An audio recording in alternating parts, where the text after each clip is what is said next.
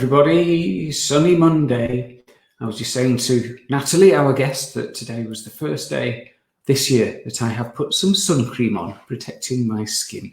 It's been glorious, really nice to get out in the sun today. I've spent most of the day outside, which has been really nice. Hope you've got to enjoy it too. So today we have got Natalie Speake as our special guest, and she's going to talk about whole body meditation, which is something she has developed. I'm not going to trail it too much, I'll let her explain it. But before we get into that, if you would be so kind, please do share the group link with your friends. Just put it on your Facebook page or whatever you want to do. The more we can get in, the merrier. And if there's any particular people who you think would specifically benefit, you can just invite them in. And hopefully they will join us. And that would be great, because I'm really liking how the community is evolving and growing. Lots of people opening up and talking about their own journeys, mental health issues, difficulties, what's going on with the coronavirus, and other stuff too. And it's great to be able to connect. Really enjoying that. So thank you to everyone who's engaging. So yeah, invite people, share the group link. Let's support as many people as we can through this tricky time and beyond, I hope. Talking of which, if you are enjoying the Hive, you can help to make it sustainable by going to buymeacoffee.com/thrivehive. And that means you can buy me a coffee for £3. And I won't spend it on coffee because I don't like coffee.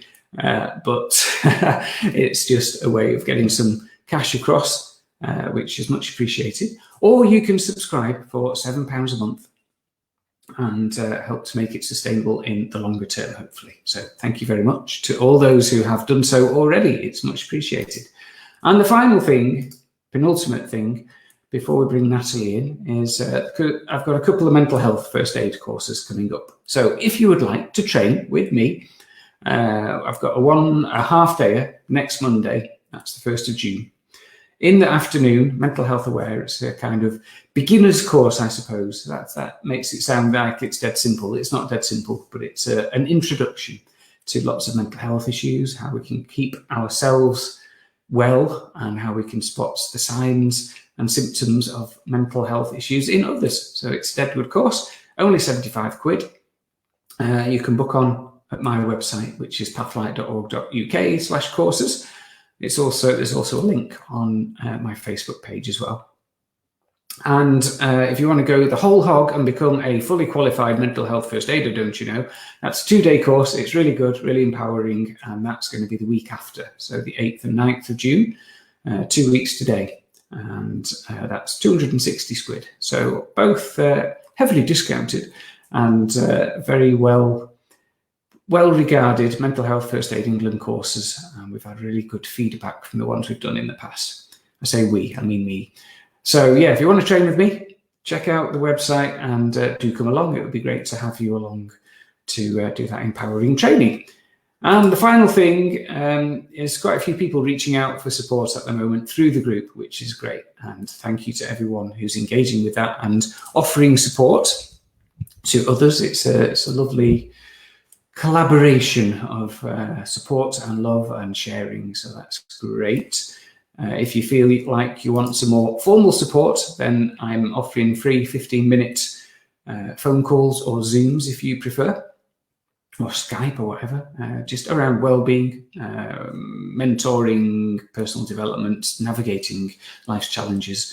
So we can do that 15 minutes, and that could lead to further paid sessions on a weekly basis or whatever suits you.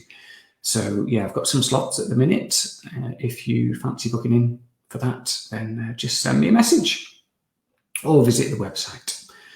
Yeah, Pathlight Limited on Facebook. Email info@pathlight.org.uk. That's enough sales stuff. So we're going to get Natalie in now, and we're going to talk about whole body meditation. If you've got any questions as we go through, then just put them in the comments. If you want us to know what your name is, then type your name or go to that little link there, and that will give Facebook permission to share with StreamYard, which is the software that I use. So let's bring Natalie in. Hello, Natalie, and welcome. Hello, thank you. Thank you for being here. It's much appreciated. It's nice to be here. Thank you. Great stuff. So, Natalie, would you like to spend a minute just introducing yourself, saying who you are and what you do? Indeed, yeah. I'm Natalie. I in the world beyond all this craziness, teach yoga in Hebden Bridge in West Yorkshire, where I live, and I also am a community dance artist. So I also teach dance to people with Parkinson's, autism, and various sort of learning disabilities. And I choreograph and create dance for performance work as well. So a little hybrid of variety, which is always the beautiful thing for me. And today I was meant to be arriving in Italy to teach on a yoga holiday this week. So I'm trying to absorb as much sunshine as I can as a way of making it up to myself for not being there. But I don't feel like I've lost out too much today. It's been beautiful. So yeah, that's my general purpose in the world, as it were. Creativity and dance and enjoyment and supporting others as well, which is great. Yeah, definitely. Yeah. So I'm guessing a lot of that stuff has had to be put on pause for a while. I know you do some stuff via Facebook, but I'm guessing the Parkinson's group has had to finish for a bit. Yeah, mid-March, very rapidly things ground to a halt in terms of my dance work. One of the first groups I closed immediately was the Parkinson's dance class, just because of the vulnerability, obviously. Anyway, we had to, but also such a vulnerable group in terms of Corona. And then, yeah, by the Thursday of that week, I normally teach dance to people, young adults with learning disabilities and autism and a whole array of different needs. So that stopped immediately. And then we were hoping the yoga might be a little bit, we might find ways of keeping that going in terms of just smaller classes, but it very quickly folded and ended up testing my technology skills to the limit. And I'm very, very, very grateful that I'm teaching still Tuesday morning and Tuesday evening my yoga classes. And although I can't reach everybody that would normally be in class, I've been fortunate to have, to be able to reach some people who would normally be there, and some people who over the past lifetime, really, some childhood friends' mums are joining my yoga class now, which is nice as well. So always nice to reach new people in these strange times. And coming on here, in a way, I so love my work and my teaching that I just, it'd be a great thing if I could reach more people and offer it to more people. So hence this opportunity to talk a little bit about my background, my teaching, and hopefully, entice people that might need some extra support at this time to join in, come and have a class. Yeah, excellent. Thank you. So you're embracing the technology and it is happening. You're doing it via Zoom, is that right? I'm doing it via my Facebook page, which is Yoga and Meditation with Natalie. And very clever, you are good. That's as far as my technology got, really. I saw another fellow yoga teacher get straight on that one. I gave myself a couple of weeks to adjust and adapt to the whole changing world, and then started teaching after a couple of weeks of just realigning myself and getting my priorities in order in terms of my basic finances covered and going on to universal credit for the first time in my life. So, I think you asked me a couple of weeks ago about how it's been affecting me, you know, and I think I sounded quite upbeat and positive, but the practical side of it was, yeah, for the first couple of weeks, I needed to just stop and get in terms of yoga, you know, your base chakra is your feeling of security and safety. And I don't think anyone could start even remotely enjoying lockdown until you felt like you had your bedrocks of, you know, some form of income and making sure you'd been able to adapt to this strange time that we're in. Mm-hmm. So you did that. You've got your base chakra grounded, and how's it been since then for you, Natalie? Well, I think it's always a good time for reflection. I've noticed I'm able to, I feel more spacious. So in terms of my own practice and what I'm sharing, it feels beautiful, actually. You know, I'm able to, get to the core of my own practice for myself, and therefore in my teaching, I feel like it's an opportunity for me. I would say for the last year or two, I've been going along to my own yoga class and thinking, oh, what postures am I going to teach tonight? Whereas really, for me, the most beautiful part of class is what I'm calling now this whole body meditation, which is bringing to the yoga mat just a mind full of inquiry, a curiosity about the body and what's going on in that body in relationship to nature and the bigger sense of who we are and what we're here for and what we're here to achieve. So without the external extra pressures, I should say, of trying to run my dance classes and do funding applications to keep all of that going, I'd say the bit that's thriving for me is my beautiful daily yoga practice and sharing that. Great. So yeah, it is an opportunity, isn't it? We've had to drop some of the things. I think everyone has had to drop some stuff that was a daily or weekly occurrence, and in that space, there's room for creativity and new stuff to thrive. And it sounds like that's kind of the way you're going with the whole body meditation, which is something you're very passionate about, I think. Yeah, definitely. And I think you know, every day in everyday life before lockdown and during lockdown, I have developed quite a strong routine, and it's not a fancy funky one with all sorts of funky things involved in it. But as much as I can, it's at the same time every day, and it gives me that sort of higher perspective, whether I've got something I'm trying to work out in my mind or just that. It just gives me a deeper resonance and connection. So I you know, that's been a really helpful thing to continue with during this time. Yeah. Okay, so we'll get more into the nuts and bolts of whole body meditation shortly. But before that, something else that I ask everybody who comes on the Thrive Hive is, what do you love? What are your passions? Oh. Well, I honestly can say that I've made my passions my life. That is a truth for me. I'm very fortunate that I've always put energy and action behind what I feel passionate about. So I've created a beautiful life and a beautiful I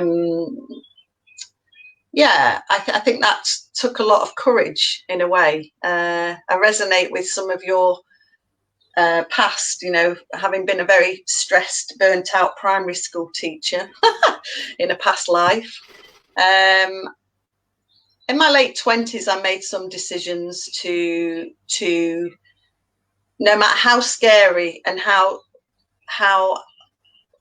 you know, swimming against the rest of the world it felt like at times, I was going to put energy and time behind things that I got joy from, and that was yoga, and training to be a yoga teacher. Followed through with that. It's been, I lost connection to dance actually during my early years as teaching. I'd forgotten how passionate I was about dance. And so with the help of a bit of career wisdom coaching, I got realigned with my passion for dance.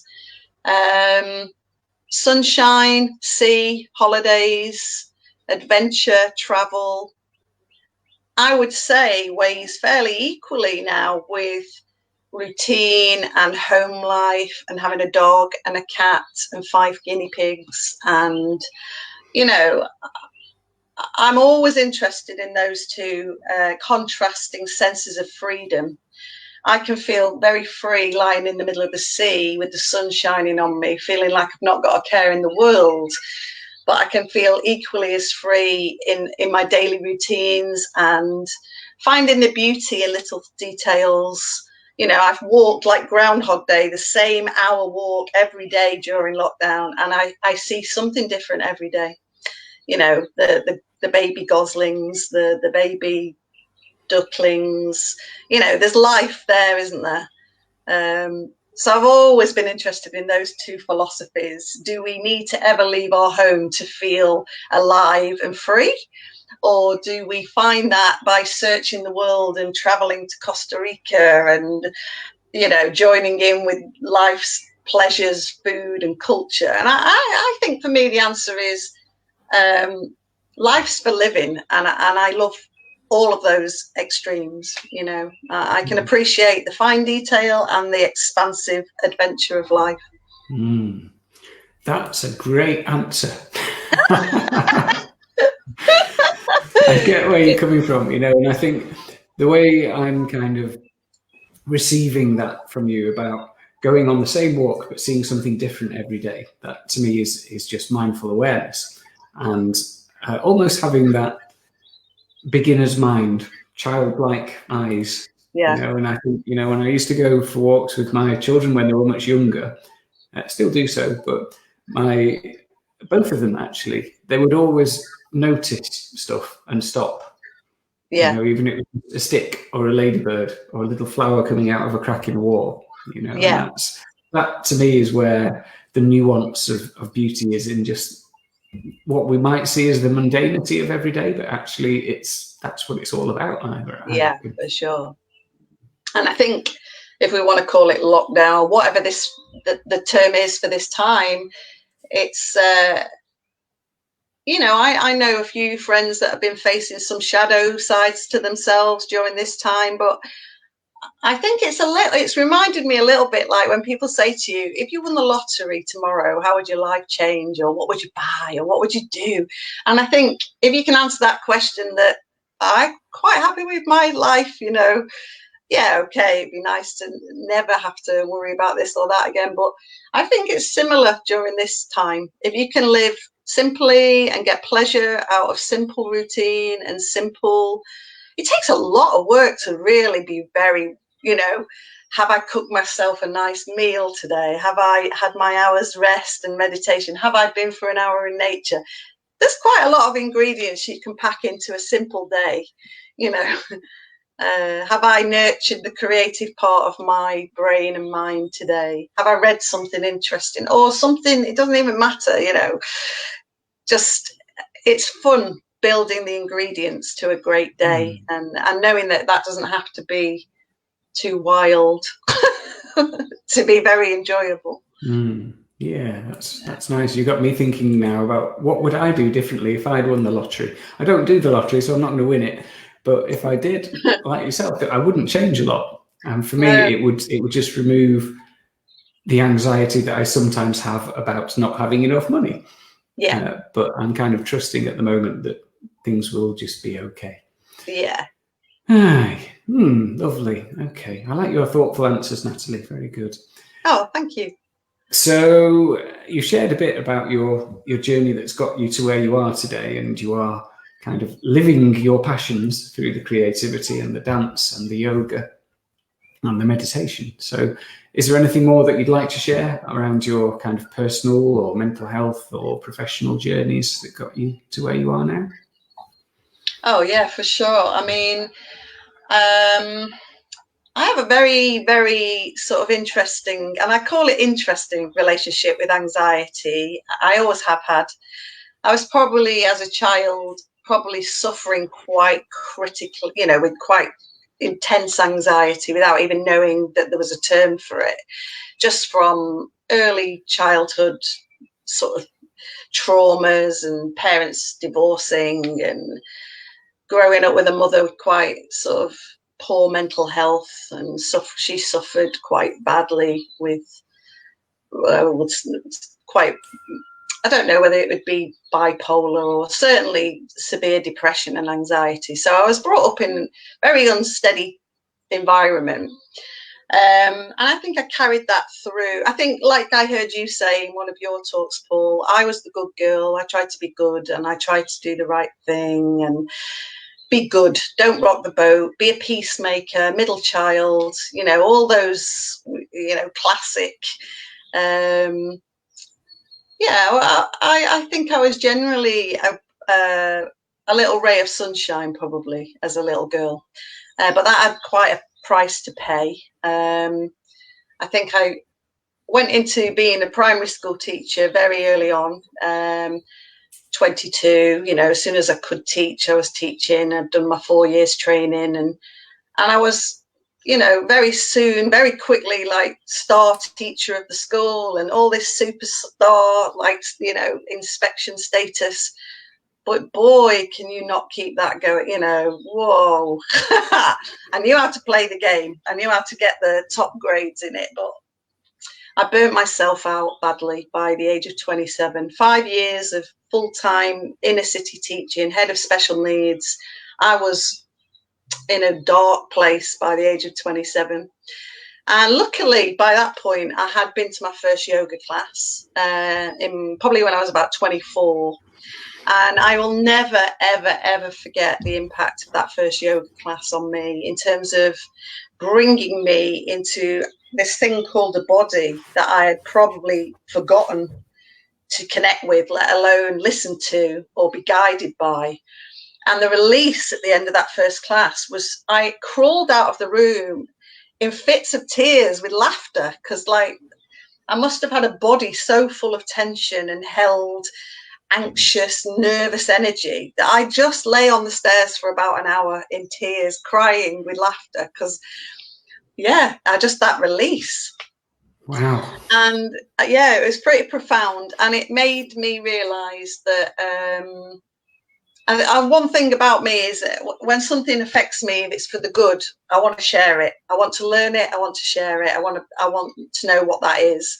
And so by the age of 28, 29, once I'd left that teaching job and I was very deeply depressed, I still found somehow something got me to start training as a yoga teacher. I was in a very dark place and very depressed, but I managed to start that, even though I was shaking on my first interview and feeling like I'd lost all my identity, all my self-worth, all my sense of who I was in the world and what my gifts were. I was destroyed really at that point, but luckily found that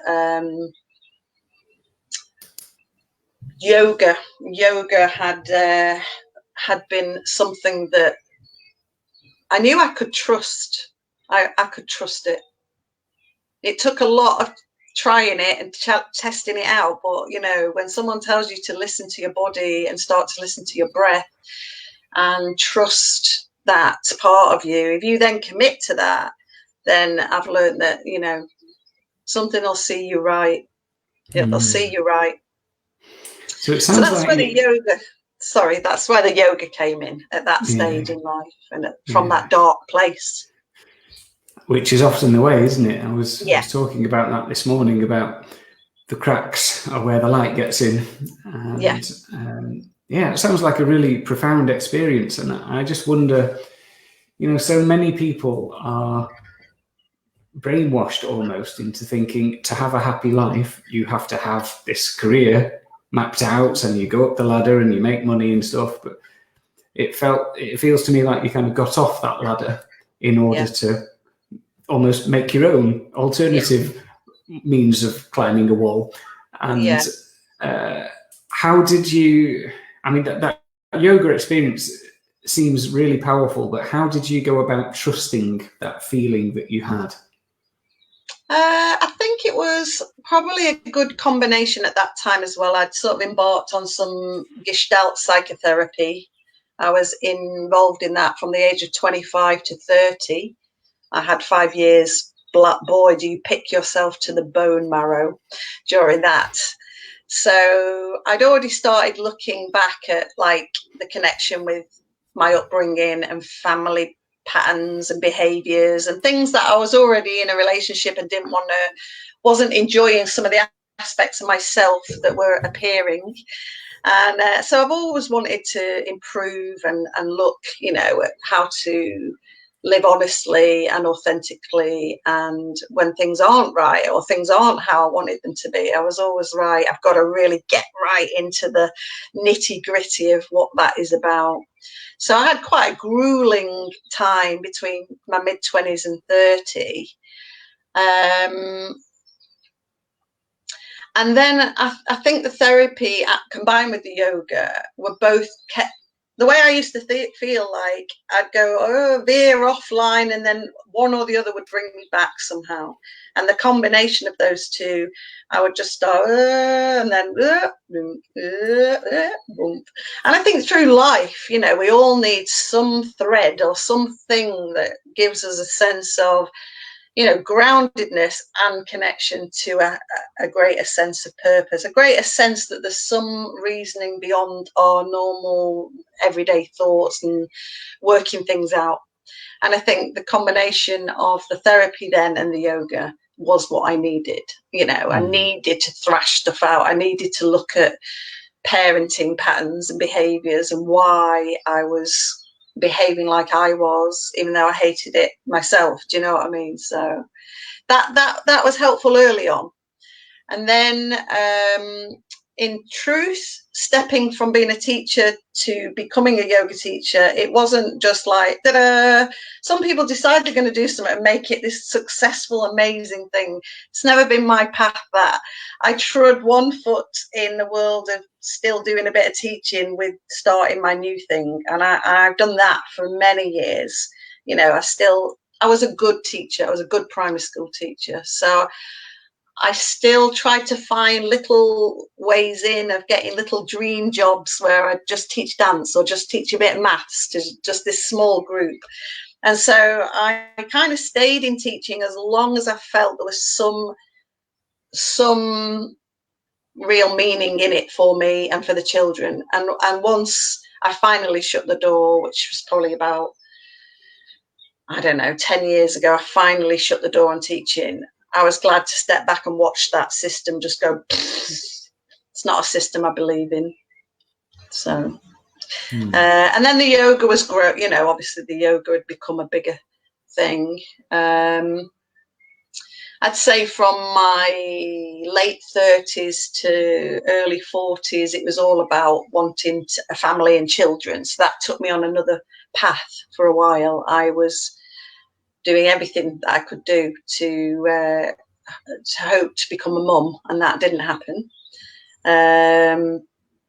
But through that, I think I got introduced to Cranial Sacral Therapy, which ultimately opened a new channel for me of support and, boy, a deep resonance with that. I don't know whether you've ever had a cranial sacral treatment. I haven't, but we have had another guest, Fiona, who was on last month, who talked about it and explained how it has worked for her. Very powerful, but there'll be people who haven't seen that, so do feel free to expand on that, Natalie. Sure. So I suppose I first went for cranial sacral as part of my looking after myself, in terms of I was having a lot of IVF treatment and fertility treatment.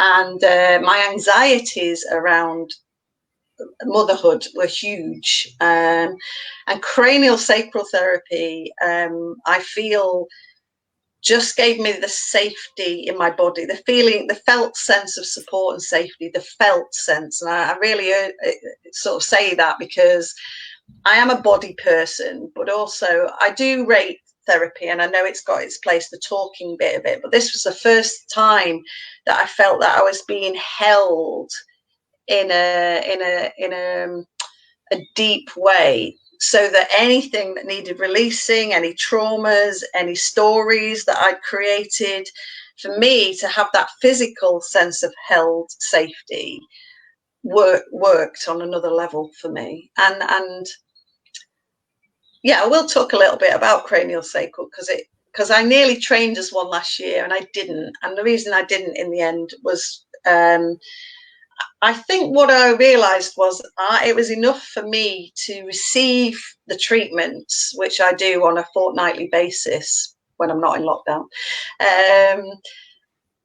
It's enough for me to filter it in, get what I get from it. And then this is where my hybrid of that with yoga meditation has formed this body meditation, which I try and recreate without touch, as close to the experience as I can for people, so that they also find that depth of held safety in their body. I don't know whether does that make sense? It makes sense to me, yes. Folks, if you've got any questions or comments, then do just fire them through. Yeah, we can engage, and it's good, you know, if you don't understand it, you want to know a bit more. Yeah. I can say more about it itself if that's helpful anyway. Yeah, go ahead. I'll just talk about the essence of what for me it's given to me and why I share it. Okay, so a session always begins with at the feet, and it gives the opportunity for the therapist to tune into, I would imagine, and some of this is imagining now because I'm not a therapist, but tuning into my nervous system, any imbalances in the left and right side of my body, anywhere that's held, anywhere that's blocking nourishment for my wellness. This is the way I perceive it. So in a session, you know, you may talk a little bit, you may not say a word for the whole session. And it starts at your feet. And then from tuning in, the therapist will then use their hand to, often it'll then come under the sacrum, which is the lower part of the spine. And from my experience, that's where the grounding comes through. You know, your sacrum, your tailbone roots you. It gives you a sense of stability. And so if you're quite held tight around the lower back, just that presence of somebody else's support and hand, it's basically then giving the body an invitation. Here is some support. Can you allow yourself to receive it? Can you soften into this beautiful offering? And I suppose any therapist, whether it's a talking therapist or a body therapist, is going to be doing that to someone, offering them either the space or a held sense of safety to feel able to bring forward what needs to come forward. Mm-hmm. So in cranial sacral therapy, it's my understanding that number one is a belief that the body has the ability for healing and self-healing, but that sometimes it might just need a little bit of reminding, you know, and that relationship with your therapist takes time to build that trust and that sense of quietness, so that you can awaken anything that's there, whether it's at a cellular level, in your bone marrow, in your memories, you know, at all levels. We're trying to heal, aren't we? We all want to be well. We all want to be well. We all want to feel well. We want to feel alive, nourished. And for me, cranial sacral, because it's partly, you know, inviting the body to take part in that, I just find that absolutely beautiful. I just find it really beautiful. And by the time it gets up to the cranium, I don't know what's going on there. This is part of the beauty of it. I just go off into another realm of open-minded curiosity. I am open to healing. I say, come on then, bring it on. I am here. I am willing to surrender into this place. And trust me, there's stubbornness, isn't there? There's stubbornness in healing. There's some bits that, you know, it reminds me of gardening. You get out there and you're trying to get that weed, and if you don't keep weeding all the little bits, but there are some mighty tough things out there that need a good, you know, and so that's one thing I wanted to say about cranial. It's the body's innate ability for wellness and healing. It's the invitation to receive that, and it's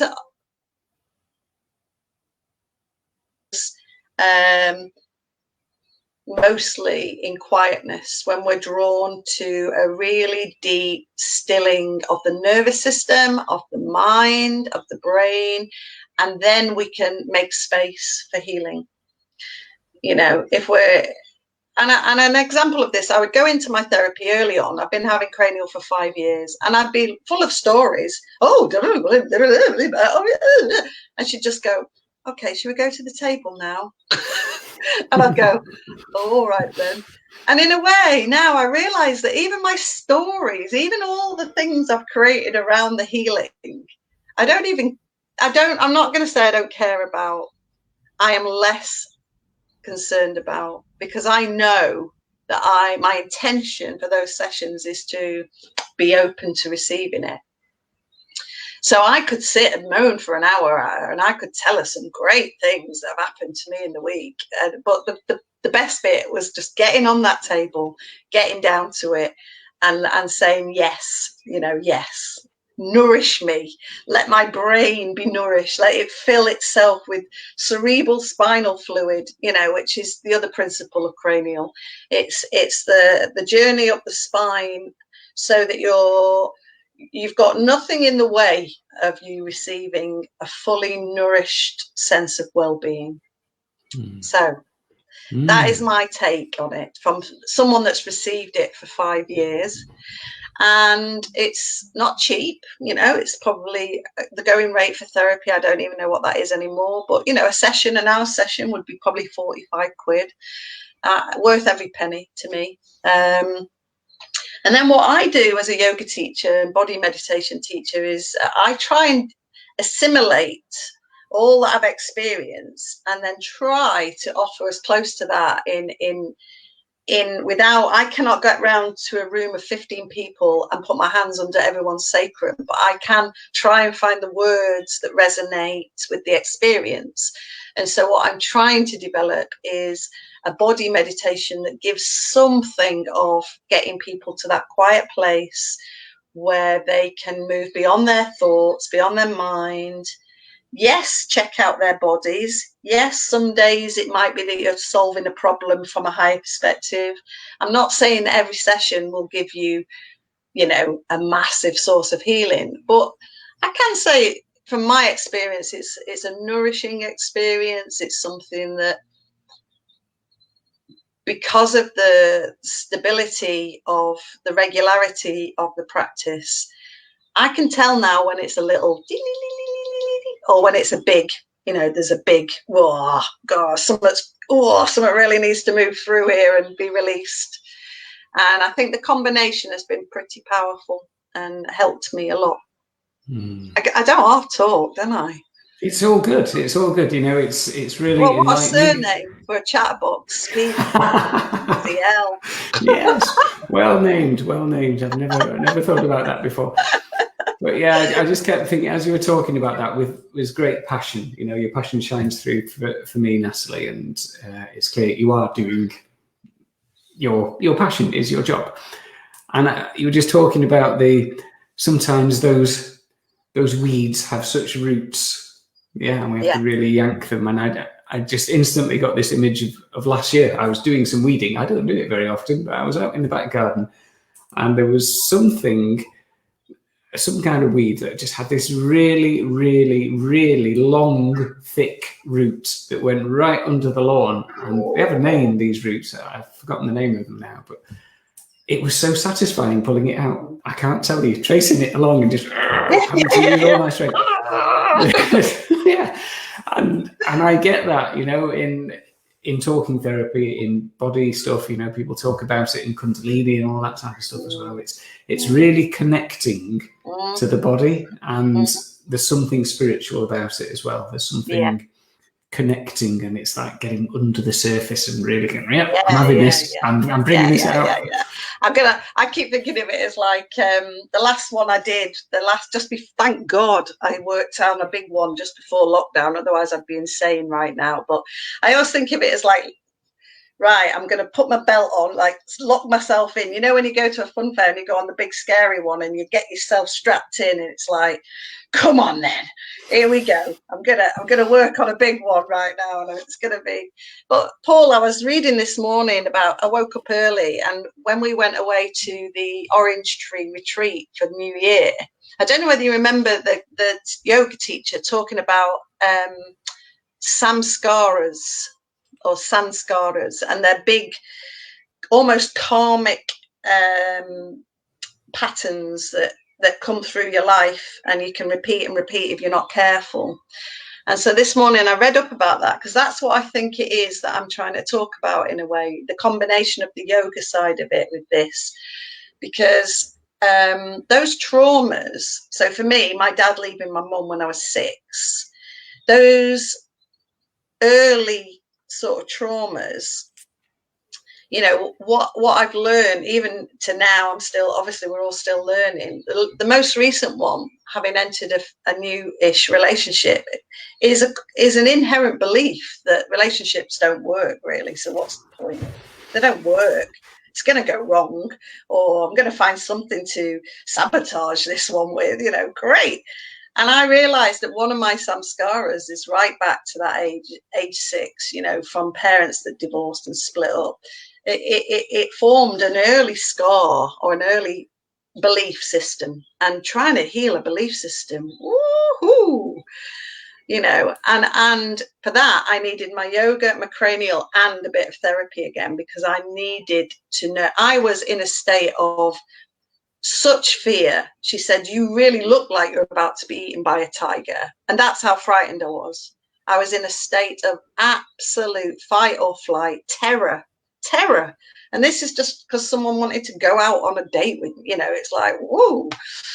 And it's like, wow, I'd created around me over the last 3 years this bubble of self-sufficiency and independence and well-being based on my relationship with a higher self. And, you know, I'd created a really comfortable place to be, and then someone starts to try and get to know you more intimately, and boy, did it bring up that old, the old, you know. And I realized, you know, that I needed all my practices at that point, all of it. I'm not saying there's one that's better than another, but I locked myself in for a big healing on that one. And I was terrified. I used my journal. I had to keep writing, I am safe, I am safe, I am safe, I am safe, because I didn't feel safe. I didn't feel safe in my body, didn't feel safe in my house, in the world. And when that's the case, you know, and you're told through yoga to listen to your body and trust it. Now, if I trusted just my body at that point and my thoughts, I would have run a million miles. But I needed to have some sense that this was a samskara. This was a belief pattern. And everything that you do around that, you know, it takes some doing to lock in and work through those. And I do believe that the combination of the cranial, the yoga, and the talking therapy, that lovely combination helps me through that and got me back out of that terror state. It was terror, you know. It was real visceral. It's I feel that, and I can relate from my own experiences, totally different experiences to yours, but speaking again this morning about coming out of the last serious relationship I had, I lost so much confidence, and I thought, do you know what, I don't think I want to be hurt again. I don't want to go there, and just withdrew. that defensive mechanism came up. And yeah, there's probably childhood stuff in that as well. And it's a script in TA terms. It's a life script that we learn as we're young, and it takes a lot of unpicking. So I had to take my hat off to you, as I said a couple of weeks ago when we spoke, for taking the hard option, because it would have been easier to keep your world smaller, but you chose, with using those tools to support you, you chose the life expanding option. Yeah, taking a chance as well, in it, being courageous. Life's for living, as you said earlier. Yeah. Absolutely. Great. So, do you want to talk, Natalie, about what you personally have got out of this whole body meditation technique, and what you feel other people, so people who are on the hive maybe, or your clients, what can they get out of it, both during this time around coronavirus and also in wider life? Yep, sure. Well, some of the principles about the timing of it. I mean, a lot of people say, "Oh, should I practice meditation in the morning or at bedtime or what have you?" Because of the nature of this sort of hybrid. The one of the things I'd say about it is I tend to practice it around lunchtime, after I've been up 4 or 5 hours. The principle behind that is that you've been up, you've been moving, you might have been doing things, you might have been sat at a desk stationary, but every 4 or 5 hours, it's really, really, really beneficial for the back and the spine to rest. So it's not a traditional meditation. We don't sit, for starters. You lie in semi-supine, which is on your back, knees bent, feet on the floor, hands on your belly. So first off, doing it at a regular time slot, which we all know from meditation, is very helpful. So that's given me a sense of structure to my day as well. I look forward to it as much as if I'm going to sit down to a beautiful dinner now. It's not oh God, I've got to go and do that thing. It's like, oh God, no matter what the day's thrown at me, I know I'm just going to cream off a layer of tiredness. I'm going to just cream off all my little thinking around this, all my buzzy thoughts, So it gives an opportunity, really, to really, really, really tune in. How am I really doing right now? If that's tired, snooze away for 20, 30 minutes, fine. Go and have a sleep for 2 hours afterwards, no problem. But I think it takes a real honesty to meditate, in terms of not expecting this, that, or the other from it, in a way. Oh, I want a clear mind. I want an empty mind. I want to, no. We start by seeing what is there. What is the body presenting today? And then through a series of just curious investigations, consciousness is an amazing thing, isn't it? Where we put our attention. Where are we putting our attention? And the idea of having a teacher is just to be that guide for you, so you don't get stuck in the same habitual places. It might be nice to just be curious. Where feels comfortable in my body today? Where's tight, or whatever, but it offers that insight, which I'd say. Then if you've got an intention for it to be, for me, the intention behind it is always for nourishment for the brain, wellness for the back, and an opportunity to quieten down and open up your mind beyond. Let the mind journey out and become expansive.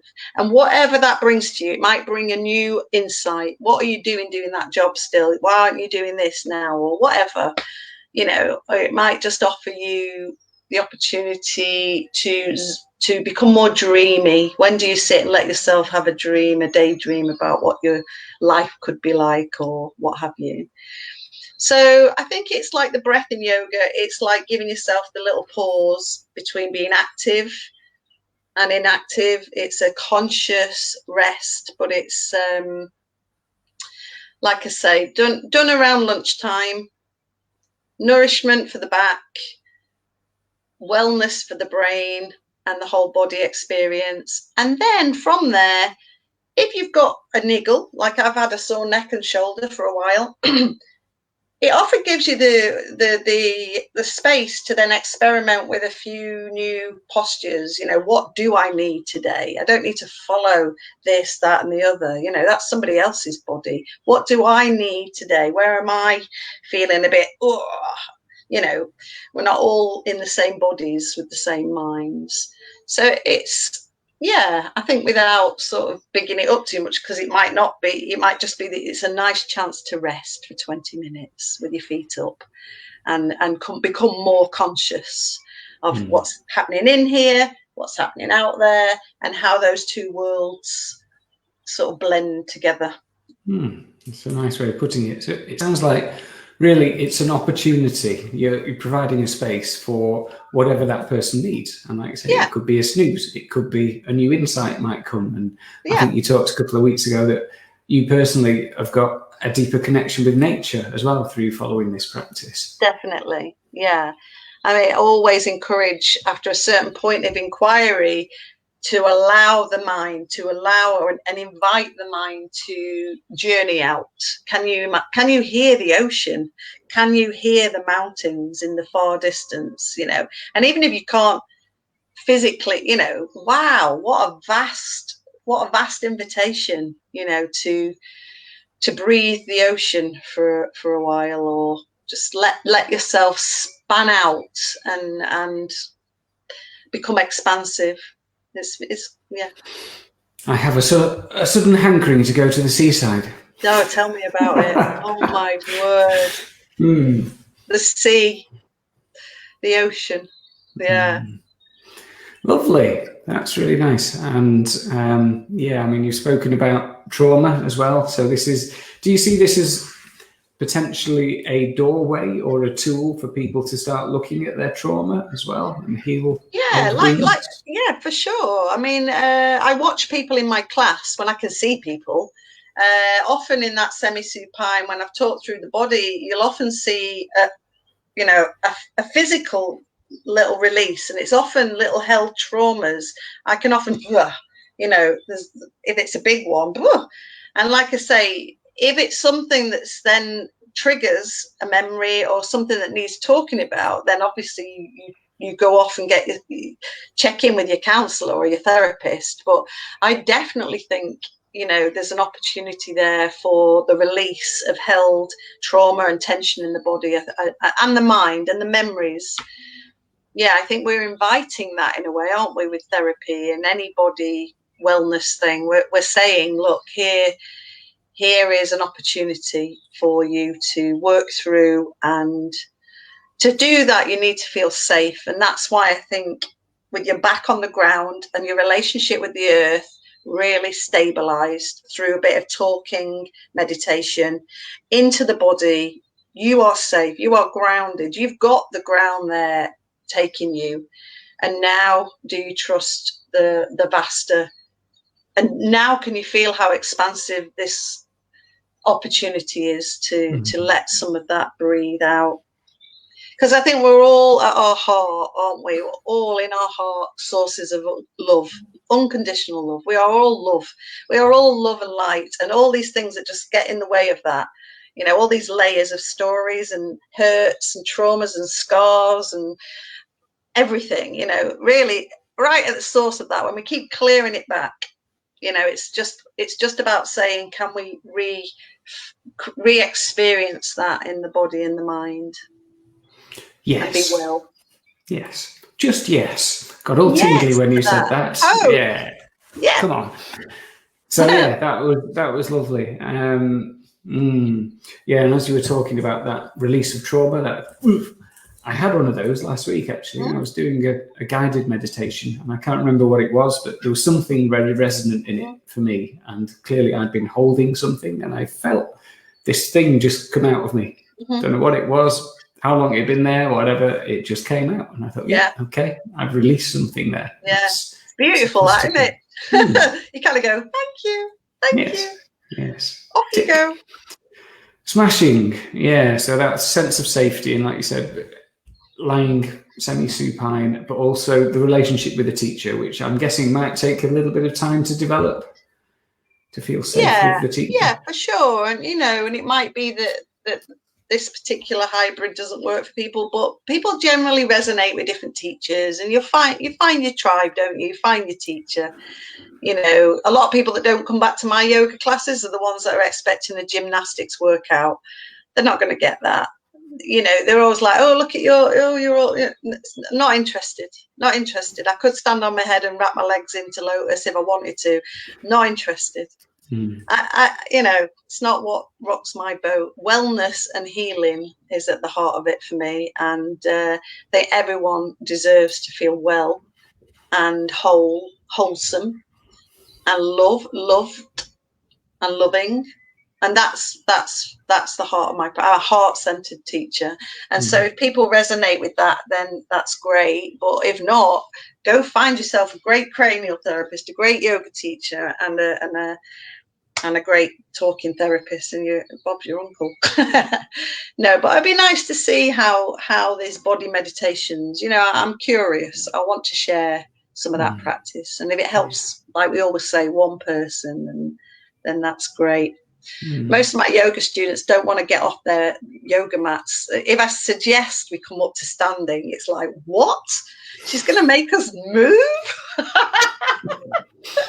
I was dancing next. Yes, we do a bit of that sometimes. No, it's mostly that stuff at the beginning that I love. I love sharing it. And that brings me on to sharing it this week. I don't normally do this, but I regularly teach Tuesday morning and Tuesday evening on my Facebook page, a yoga, body meditation yoga session. So that is combined with some posture. But this week, especially for your group, really, so I'm not asking for any payment. It's a gift to you all. If you want to try a session, I'm proposing to do one on Wednesday at 1:00. And that way you can have had your morning, hopefully, had some lunch maybe, and be ready to just experience stopping in the middle of the day, tuning in, letting go of what the day's brought so far, and then enjoying the rest of your afternoon as you see fit. Splendid. Thank you. That's very kind. And giving that opportunity, again, offering the space for people to give it a go. It might be your next favourite thing, folks. So, the testimonial you've given has been very heartfelt, and I can feel your passion, and I know what you're like as a person, so it's that loving space that you're able to offer is it makes all the difference if that's what you're looking for, folks. So maybe give it a go. 1:00 on Wednesday. Do you want to do it? What do you want to do? Like a Facebook thing or a Zoom? Set up a Zoom. What would work best? Well, I've not ever set up a Zoom myself. But I'll work with you, Paul, and we can chat maybe about how best to make it work for your hive, thrive, pathlight, thrive. So I'm open. I can either do it. The only thing about people visiting my Facebook page is every class I've taught since lockdown is available. And, if you want to try an earlier session, or you want to just dip your toe in the water, you don't have to do it live.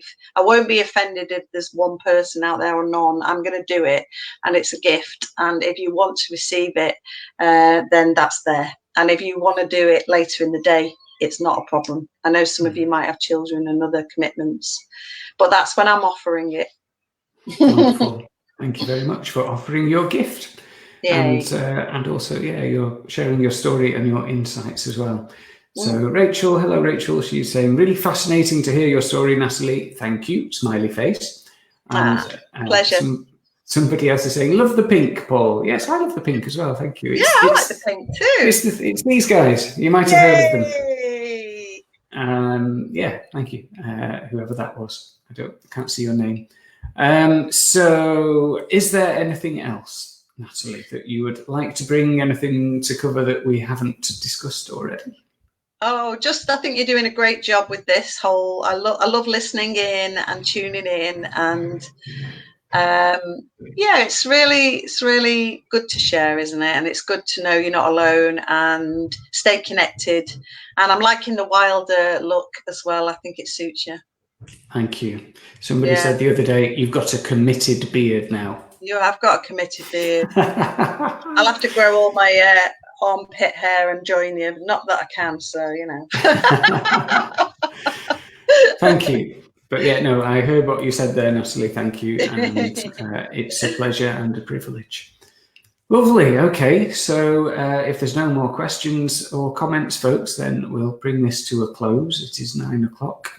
And yeah, all that remains, Natalie, is to say thank you very much for your time and your expertise, sharing your journey. It's always a pleasure and a privilege for me for someone to open up and talk about their own issues. Like you say, sharing is caring, sharing is important, and it normalizes stuff.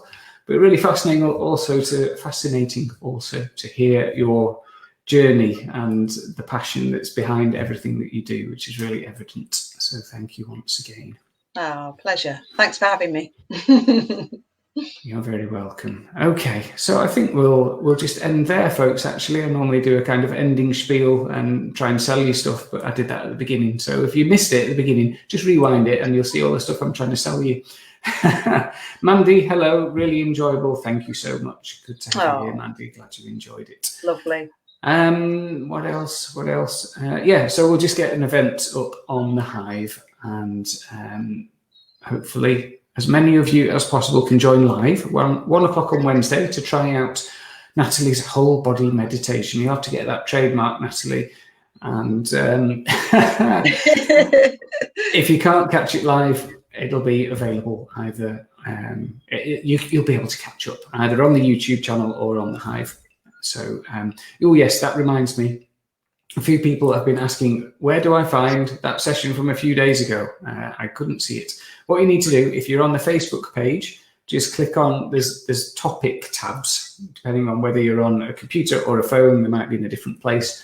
But if you look at topics and then just click on recordings, all of the stuff that I've done over the past 2 months will be on there.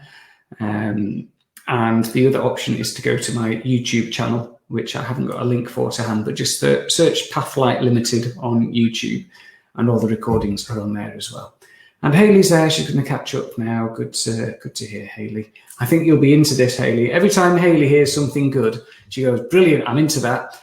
I recommended some books to her yesterday, and then she sent me a message saying, I've just put in a massive Amazon order. So she's just, yes, I'll have that. Yay! Oh, you just reminded me, this is one book I was going to but can you see that? The Way of the Happy Woman, Living the Best Year of Your Life.